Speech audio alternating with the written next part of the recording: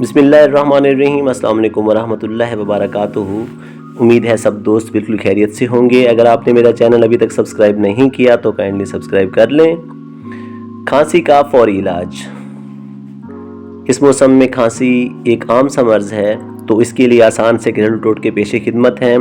अदरक का अर्क निकाल लें और उसे शहद में मिलाकर बच्चे को दें, इंशाअल्लाह खांसी का खात्मा हो जाएगा। बड़े भी इस्तेमाल कर सकते हैं।